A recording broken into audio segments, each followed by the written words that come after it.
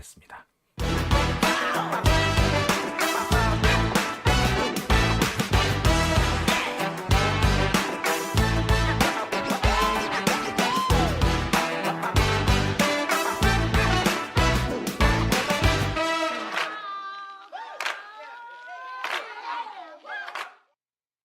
네, 오밤중의 뉴스 함께하고 계신 지금 시각이 12시 48분 지나고 있습니다. 자, 세 번째 주제는요. 이거 좀 해봐야 돼요. 법정에서 드러난 금품 수수, 유동규는 도대체 얼마나 받았나?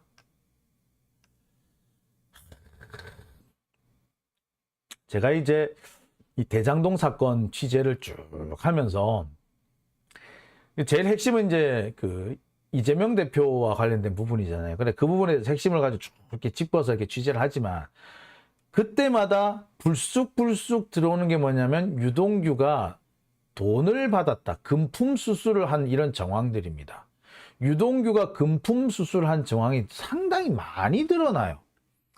그래서 아이고 참 많이도 받아 먹었네 하고 지금까지 넘어왔는데 이번에 가만히 생각해 보니까 야, 유동규 그럼 그동안에 도대체 얼마를 받은 거야? 도대체 누구누구한테 받았어? 도대체 누구누구한테, 몇 명한테서 얼마를 받은 거야? 이런 생각을 하게 됩니다. 그래서 지금 좀 모아봤어요. 자, 이걸 왜 모아봤느냐면요. 자, 모으게 된 이유가 있습니다. 자,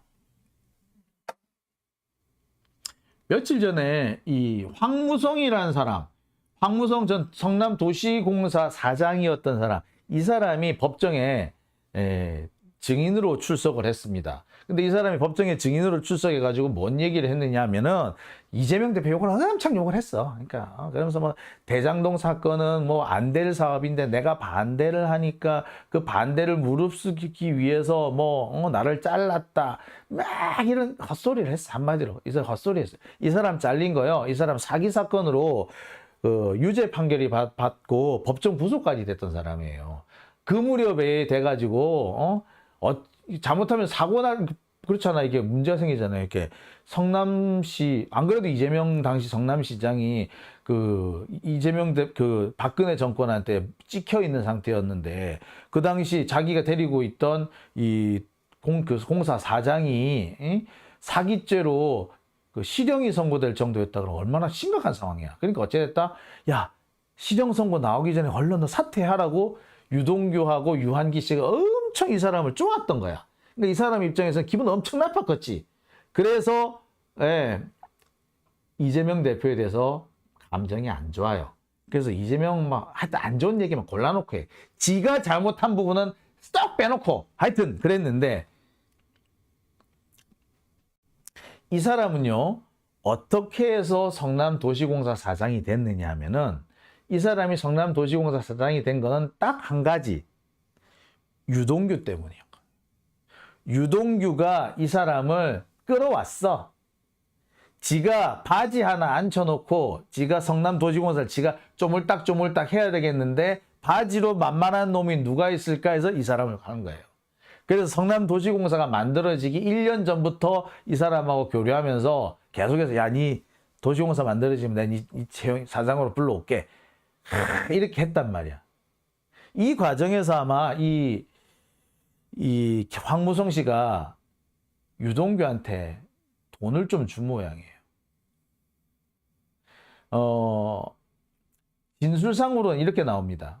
황무성 씨가 유한기 씨한테 1억을 주고 유한기 씨가 유동규한테 1억을 빌려주는 형태였대요.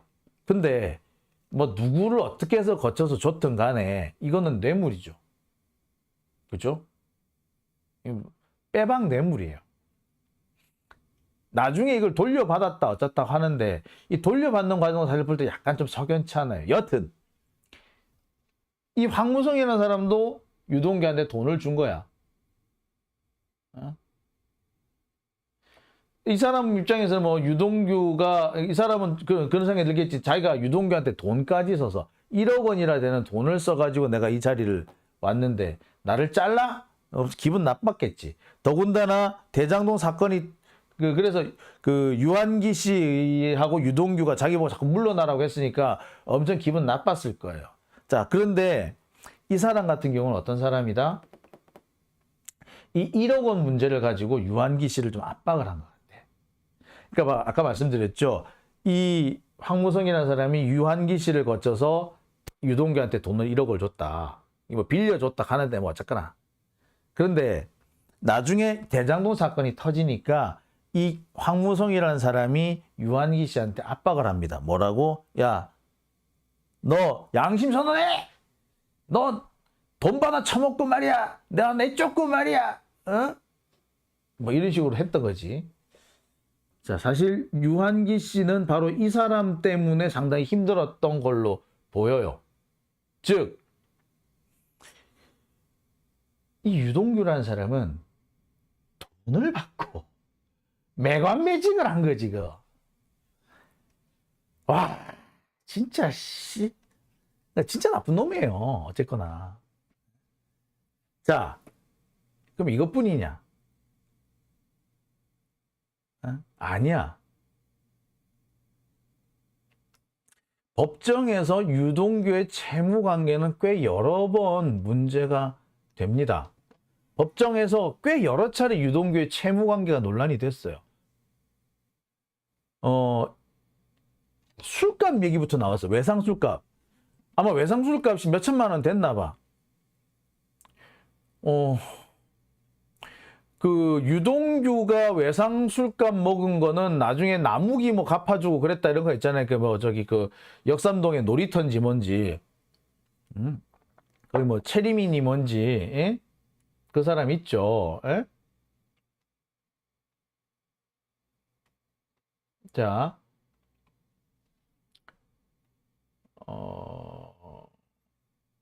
자, 여하튼 뭐 그런 부분도 있는데, 자, 유동규의 채무 관계는 엄청나게 사실은 복잡합니다. 예. 술값부터 문제가 되니 오죽했겠어. 그런데 이 술값을 누구 때문에 생긴 술값이다? 김용, 정진상 때문에 생긴 술값이다 라는 식으로 주장을 해요. 자, 그래서 이 술값 갚으려고 나무가한테 돈 받았다. 그런데 이 돈 받아가지고 또 술값을 갚기는 그냥 딴 데 썼죠. 좀 이상합니다. 여하튼. 자, 그래서 법정에서 판사가 직접 묻기도 해요. 2014년 그 무렵에 증인은 도대체 채무가 얼마였어요? 대답을 잘 못해요. 여러 번 얘기를 하는데 그때 다 말이 다릅니다. 처음에는 내가 개인 채무는 없다라고 했다가 유한기한테 빌린 거 있다라고 하다가 아까 유한기 했던 그 부분 있죠. 예.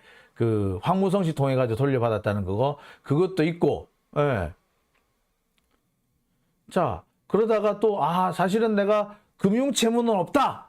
뭐 개인 채무밖에 없었다. 술값밖에 없었다. 그 술값 뭘로 갚았냐? 집 팔아서 갚았다. 그 집을 판 게 얼마고 나중에 받은 돈이 얼마고 이게 왜 앞뒤가 안 맞냐? 그럼 대답을 못해 또. 여하튼 하여튼 오락가락해요. 자, 그런데 이번에 또 뭐가 나왔느냐? 유동규가 업자한테 물렸다라는 진술이 나옵니다. 이거는요, 법정에서 나온 게 아니라 검찰 신문 조서에서 나와요. 유동규가 업자한테 물렸다라는 남욱의 진술이 나옵니다. 유동규가 다른 업자한테 3억을 받았는데 그것을 빨리 갚지 않으면 옷을 벗어야 되는 것 같다. 그래서 우리가 3억을 마련해 줘야 한다. 라고 얘기를 했다는 거야. 근데 실제로 이게 정영학 녹취록에도 비슷한 내용이 등장을 해요. 그러니까 그러면 또 다른 업자, 이 사람들한테 물렸다는 얘기네? 자, 이 업자가 결국엔 누구다? 알고 봤더니 이제 그 철거업자인 거죠. 무슨 철거업자가 유동규한테 돈을 줬다. 뭐 이런 얘기가 나오지 않습니까?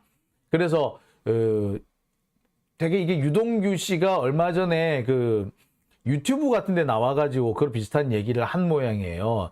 자기가 이제 술값을 많이 이렇게 빚졌는데 이거 갚는데 고생을 했다는 둥 이렇게 하면서 뭐 업자 돈을 받아가지고 갚았는데 나중에 그 업자한테 공사를 못 주는 바람에 그 사람이 나한테 협박을 해가지고 돈을 크게 뜯겼다 뭐 이런 얘기가 해요. 그때 등장한 얘기도 또 3억이에요.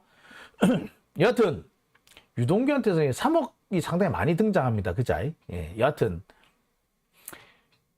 이 업자한테 이게 철거업자를 말하는 것 같은데 하여튼 그 철거업자한테 또 돈 받은 게 있다는 거예요. 자, 벌써 여기 몇 가지 나왔습니까? 여기에서만 3군데가 등장을 하죠. 돈 받은 게. 근데 이뿐만 아니에요. 유동규가 여기에서만 돈 받은 게 아니라 남욱한테는요 거의 지속적으로 돈을 뜯어냅니다. 2013년 이후에 계속 받아. 거의 유동규의 돈줄 거의 금고 인간 금고 역할을 한 게 남욱이라고 봐도 과언 아니에요. 1, 2천만 원으로 시작해가지고 3억 원까지 가는데 그게 2014년 무렵이에요. 그리고 4억 원, 40억 원을 받아서 유원 홀딩스 운영 자금으로 쓰기도 합니다. 이때가 언제냐면은 2019년, 2020년 그 무렵이에요.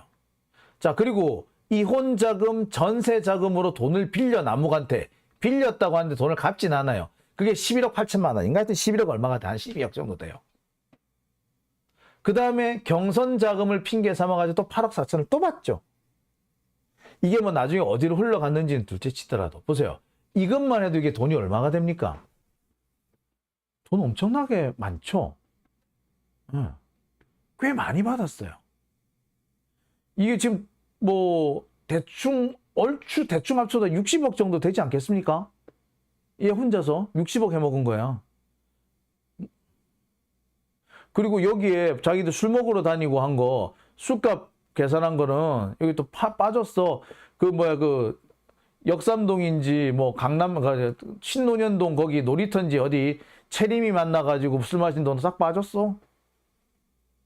뿐만 아닙니다. 여기에 김만배한테는 또 따로 1억을 받아요. 또 김만배가 호의로 그동안 고생했다 라고 하면서 1억을 줬대. 얼마야 도대체? 얘 돈 얼마나 받은 거예요? 자, 어쨌거나 이 돈은 다 뭐야? 뇌물입니다. 그죠? 뇌물이죠. 자신이 맡은 직무와 관련해서 그 직무와 관련이 있는 자들로부터 받은 돈이니까 뇌물이죠. 즉, 이 유동규는요, 범죄자입니다. 근데 이 범죄자와 검찰이 깐뿌를 먹고 있는 상황이 돼버려 있죠. 즉, 검찰은요, 지금 유동규가 아니면은 이 대장동 사건 재판을 진행하기조차 어려워요.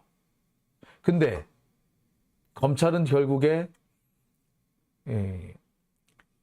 범죄자인 유동규의 진술에 의존해서 이 재판을 끌고 가고 있으니까 깐뿌 먹은 거네. 그죠? 범죄자와 깐뿌를 먹은 사람이죠. 우금치님, 돈 먹은 하마. 그동안 안 걸린 게 신기하다고요. 안 걸릴 수밖에 없었던 게 대장동 사건이 중간에 깨졌으면은 걸렸을 거예요. 근데 안 깨졌거든. 아마 유동규 입장에서는 지금 저기 누구야? 이낙연이 되게 미울 거야. 아니었으면 지가 지금 떼돈 벌었는데. 배동우님, 고난 가진 걸로 뇌물 거두는 것이 직업이었네요. 라고 하셨고요. 아나키스트님, 유돈규라고 해. 참, 그렇죠. 예, 기가 막히죠. 어떻게 이런 사람의 진술을 근거로 해서 우리나라 제1야당, 아니 제1정당, 원내 제1당이잖아요. 최대잖아, 최대 다수당이잖아. 그 당 대표를 기소할 생각을 하는지. 한동훈이 그러잖아. 범죄자의 진술을 믿고 검사를 모함한다는 둥 그딴 소리를 하지 않았나요? 근데 범죄자의 진술을 근거로 우리나라 제1당, 원내 제1당 대표를 모함하는 검사, 그거는 괜찮은 건가요?